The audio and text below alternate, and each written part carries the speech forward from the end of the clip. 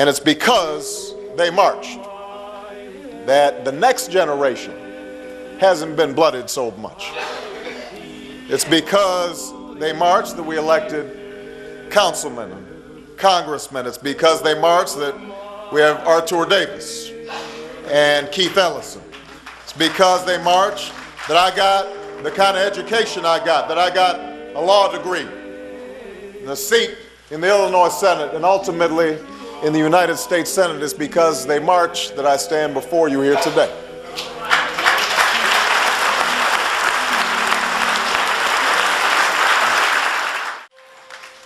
We've come a long way in this journey, but we still have a long way to travel. We traveled because God was with us. It's not how far we've come this far on our journey. That bridge outside was crossed by blacks and whites, northerners and southerners, teenagers and children, shopkeepers and janitors, a beloved community of God's children willing to take those steps together. But it was left to the Joshuas to finish the journey Moses had begun. And today we're called to be the Joshuas of our time, to be the generation that finds our way across this river. There will be days when the water seems wide and the journey too far. But in those moments, we must remember that throughout our history, there has been a running thread of ideals that have guided our travels and pushed us forward, even when they're just beyond our reach. Liberty in the face of tyranny, equality against bitter injustice, opportunity where there was none, and hope over the most crushing despair. Those ideals, those values, they beckon us still. And when we have our doubts and our fears, just like Joshua did, when the road looks too long and it seems like we may lose our way, remember what these people did on that bridge. Keep in your heart the prayer of that journey, the prayer that God gave to Joshua. Be strong and have courage in the face of injustice.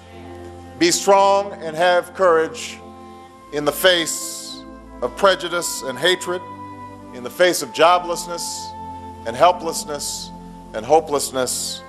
Be strong and have courage. Brothers and sisters, those who are gathered here today, in the face of our doubts and fears, in the face of skepticism, in the face of cynicism, in the face of a mighty river, be strong and have courage. And let us cross over that promised land together. Thank you so much, everybody. God bless you.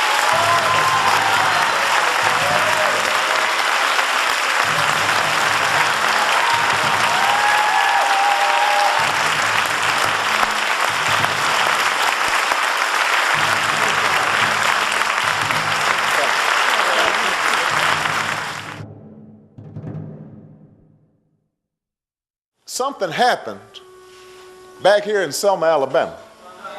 Something happened in Birmingham that sent out what Bobby Kennedy called ripples of hope all around the world. Something happened when a bunch of women decided we're going to walk instead of ride the bus after a long day of doing somebody else's laundry and looking after somebody else's children. When men who had PhDs were working as Pullman porters decided that's enough and we're going to stand up despite the risks for our dignity and our respect, that sent a shout across oceans.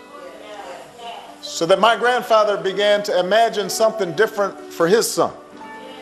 And his son, who grew up herding goats in a small village in Africa, could suddenly set his sights a little higher and suddenly believe that maybe a black man in this world had a chance.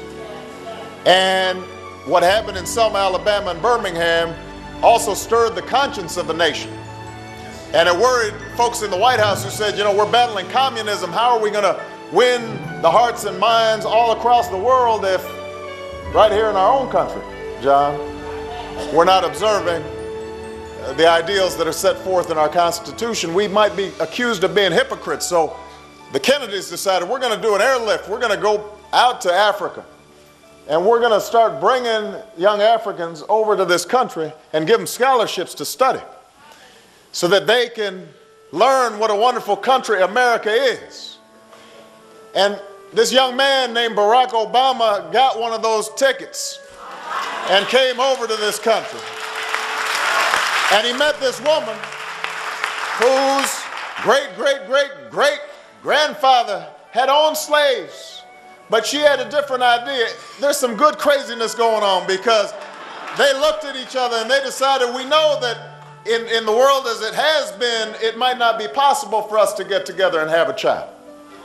But something's stirring across the country because of what happened in Selma, Alabama, because some folks are willing to march across a bridge.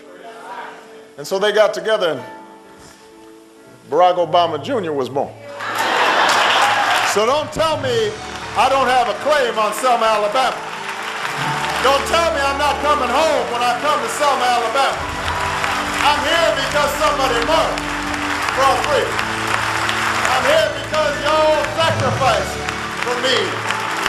I stand on the shoulders of giants.